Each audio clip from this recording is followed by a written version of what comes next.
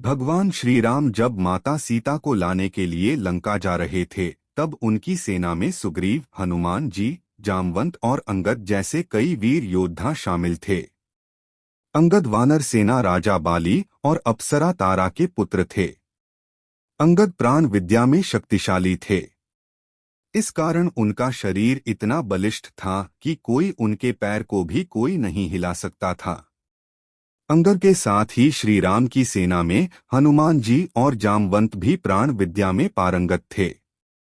रावण के पास शांतिदूत बनकर गए अंगद। राम जी की सेना माता सीता को लंका से लाने के लिए समुद्र को पार कर लंका में प्रवेश करने वाली थी। लेकिन श्री राम चाहते थे कि इस दौरान किसी युद्ध को टाल दिया जाए तो विनाश से बचा जा सकता है। युद्ध से होने वाले विनाश से बचने के लिए राम जी ने अंगद को रावण के पास शांतिदूत बनाकर भेजा। टस से मस नहीं हुआ अंगद का पैर। अंगद जब शांतिदूत बनकर रावण की सभा में पहुंचे तो रावण में अंगद का खूब अपमान और उपहास किया। इससे अंगद बहुत खिन्न हो गया।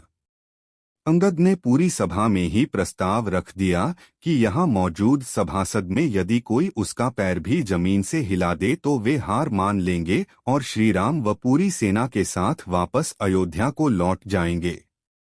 इतना कहते ही अंगद अपने पैर बहुत शान से भूमि पर टिकाकर खड़े हो गए।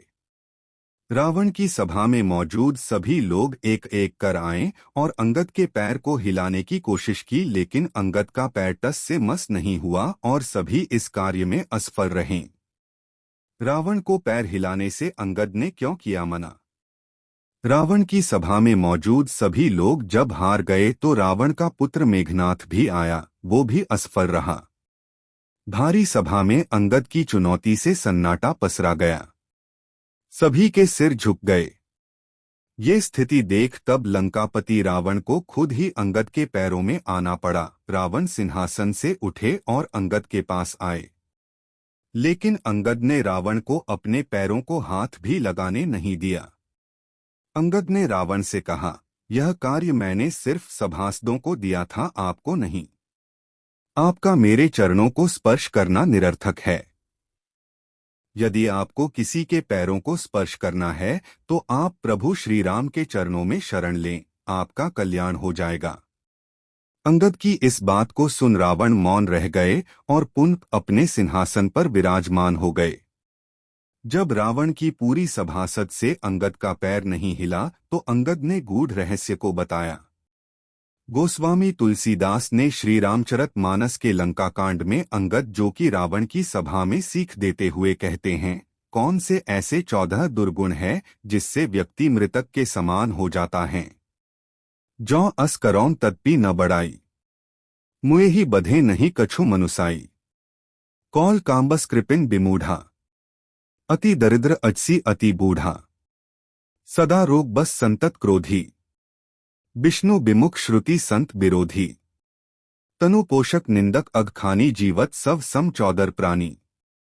भावार्थ, यदि ऐसा करूं तो भी इसमें कोई तारीफ की बात नहीं है। मरे हुए को मारने में कोई बहादुरी नहीं है।